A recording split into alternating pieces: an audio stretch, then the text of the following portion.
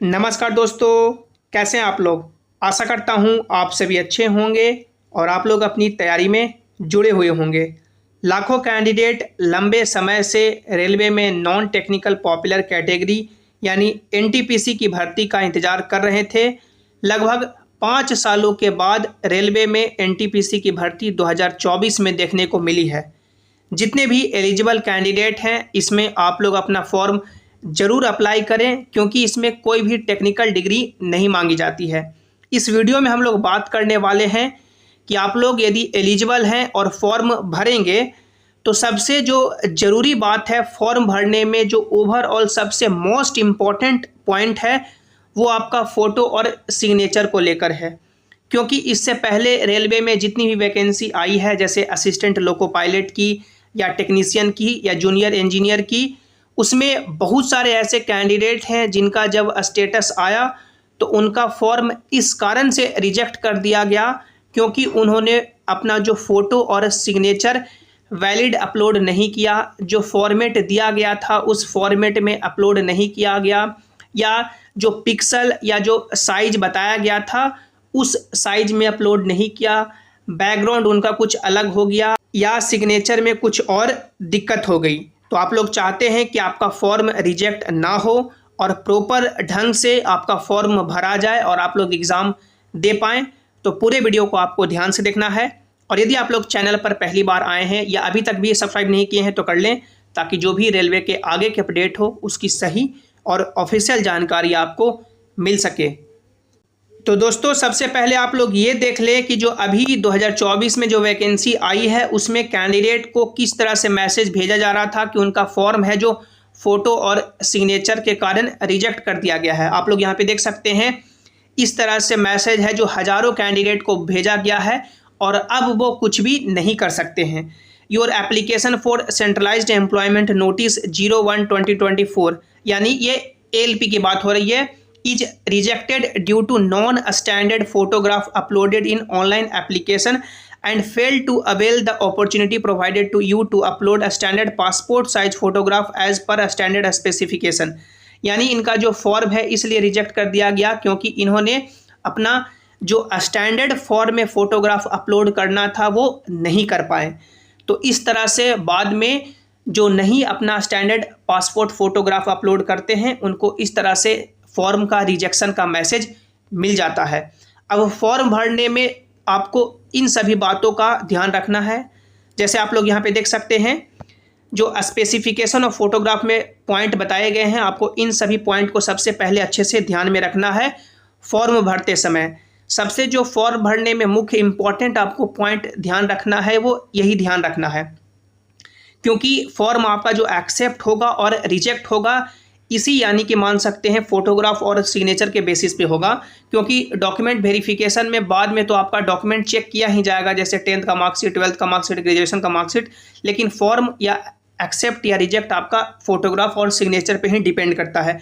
First point बताया गया है, it should be recent colour passport size photograph and white background. यहाँ पे सब बताया गया है, white background not older than 6 month, यानी जो आपका फोटोग्राफ होना चाहिए वो यानी हाल का ही होना चाहिए, कलर होना चाहिए और जो आपका बैकग्राउंड है वो पीछे वाइट होना चाहिए। सेकंड पॉइंट आप लोग देखें, it should be of size of 35 mm इस टू 45 mm और 320 इस टू 240 पिक्सल। यानी यहाँ पे आपको फ़ोटो का डायमेंशन बताया गया है कि आप लोग का जो फ़ोटो है वो इस डायमेंशन में होना चाहिए। आप लोग का जो भी फ़ोटो है उसे इस डायमेंशन में कैसे कन्वर्ट कर सकते हैं, आप लोग गूगल पे या क्रोम पे जाएंगे और वहाँ पे लिखेंगे इमेज रिसाइजर या क्रॉप इमेज। वहाँ पे किसी भी मान सकते हैं वेबसाइट पे जा कर के आप लोग ऑनलाइन अपना यहाँ पे फ़ोटो रिसाइज कर सकते हैं। जो आपका फ़ोटो है वो JPG या JPEG फॉर्मेट में होना चाहिए। जो फोटोग्राफ का जो साइज होना चाहिए वो 30 से लेकर के 70 KB के बीच में होना चाहिए। Photograph taken using mobile and selfie portrait में result in rejection of application, यानी जो फोटोग्राफ आप लोग खुद मोबाइल से खींचे हैं या जो सेल्फी वाला यदि फ़ोटो अपलोड कर देंगे तो वो बाद में रिजेक्ट हो सकता है। The photo should have a clear front view of the candidate without cap and dark glasses, यानी जो आपका फ़ोटो होना चाहिए वो क्लियर होना चाहिए, उसका फ्रंट व्यू क्लियर होना चाहिए, यदि कोई टोपी लगा के फ़ोटो खिंचा लिए हैं तो वो नहीं चलेगा, या चश्मा लगाते हैं या फिर भी फ़ोटो चश्मा लगा के खिंचा लिए हैं तो नहीं चलेगा, यानी फ़ोटो में ना ही चश्मा और ना ही कैप अलाउ है। Facial feature should be clear and not to be covered by any item, यानी कि आपका जो फेस है वो क्लियर होना चाहिए, जैसे मास्क से, हेयर से या क्लॉथ से, शैडो से, ज्वेलरी से, ये सब कुछ भी यानी आपका फेस है जो कवर नहीं होना चाहिए। The main feature of the face must not be covered by hair of the head, any cloth or any shadow. Forehead, eyes, nose and chin should be clearly visible, यानी जो आपके face के part हैं वो ये सभी अच्छे से विजिबल होने चाहिए। In case the candidate wear glasses, यानी यदि कैंडिडेट चश्मा पहनते हैं, then the photograph should not have any glare reflection on glasses and the eye should be clearly visible, यानी चश्मा लगाते भी हैं तो आप लोग कोशिश करें कि चश्मा बाहर निकाल के यानी चश्मा खोल करके आप लोग फोटो वहाँ पे खिंचवाएं, उसके बाद वो फोटो को अपलोड करें। Any deviation in the uploaded passport size photograph other than the standard specification mentioned and will lead rejection at a later stage after submission of application, यानी यदि इन पॉइंट में से किसी भी कुछ भी दिक्कत पाया जाता है तो बाद में आपका जो मान सकते हैं एप्लीकेशन रिजेक्ट कर दिया जा सकता है।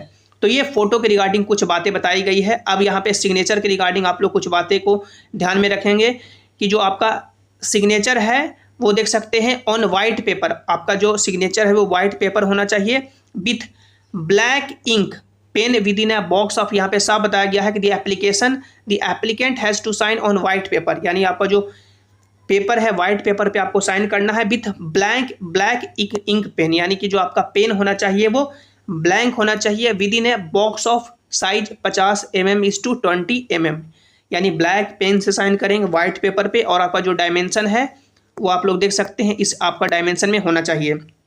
सेकंड पॉइंट आप लोग देख सकते हैं, signature must be in running letter and not in block letters, यानी सिग्नेचर है जो आपका रनिंग लेटर में होना चाहिए, ये नहीं कि आप लोग पूरा सिग्नेचर यानी पूरा आप लोग अपना नाम कैपिटल लेटर में ही लिख देंगे तो वो नहीं चलेगा। The image should be JPG या जेपीजी फॉर्मेट में होना चाहिए। उसके बाद देखिए डायमेंशन यहाँ पे दिया गया है आपका 50 mm इज टू 20 mm या 140 इज टू 60 पिक्सल, यानी दोनों में से किसी भी आपका चल जाएगा। साइज है जो आपका 10 से लेकर के 40 KB तक यहाँ पे चाहिए। तो ये कुछ यानी कि इंपॉर्टेंट स्पेसिफिकेशन मांगे गए हैं। उसके बाद देख सकते हैं नोट करके कुछ इंपॉर्टेंट और पॉइंट बताए गए हैं। The signature must B of the applicant not only and not of any other person, यानी सिग्नेचर आपका ही होना चाहिए, ये नहीं कि अपने सिग्नेचर के जगह पे किसी दूसरे का सिग्नेचर अपलोड कर दिए। The applicant signature obtain during registration at the time of CBT, CBAT, TST document verification medical should match the uploaded signature, यानी सिग्नेचर जो आप लोग करेंगे वो आगे आने वाले समय में चेक किया जाएगा, जैसे डॉक्यूमेंट वेरिफिकेशन के समय या कंप्यूटर बेस्ड टेस्ट एग्जाम के समय। तो ये यानी कि मान सकते हैं सिग्नेचर आपका आगे आने वाले समय में चेक किया जाएगा। यदि सिग्नेचर मिसमैच होता है डॉक्यूमेंट वेरिफिकेशन में तो फिर मान सकते हैं वहाँ पे मेडिकल टीम बैठ जाती है। तो ये आपको ध्यान रखना है कि आपको सिग्नेचर अच्छे से करना है, जो आप लोग रेगुलर सिग्नेचर करते हैं उसी तरह से आपको सिग्नेचर करना होगा। In case it is found that there is a mismatch of signature, the candidate may be disqualified. Legal prosecution will be initiated. यानी कि यदि सिग्नेचर मिसमैच होता है तो फिर आपको डिस्क्वालीफाई कर दिया जा सकता है और लीगल एक्शन भी लिया जा सकता है।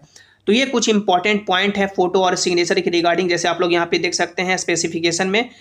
तो आपका यानी कि जो फोटो है वो क्लियर होना चाहिए, आपका जो बैकग्राउंड है वो वाइट होना चाहिए। सिग्नेचर में आप लोग यहाँ पे देख सकते हैं वाइट पेपर में ब्लैक पेन से आपको सिग्नेचर करना होगा। तो ये कुछ इंपॉर्टेंट पॉइंट को आपको ध्यान रखना है। सबसे इंपॉर्टेंट फॉर्म भरने में यदि कुछ है तो आपका फोटो और सिग्नेचर ही है।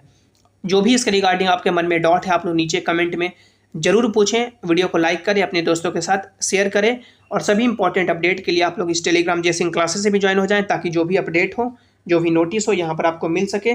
लिंक आपको नीचे डिस्क्रिप्शन में दे दिया गया है। मिलते हैं अगली वीडियो में। Thanks for watching. Have an awesome day.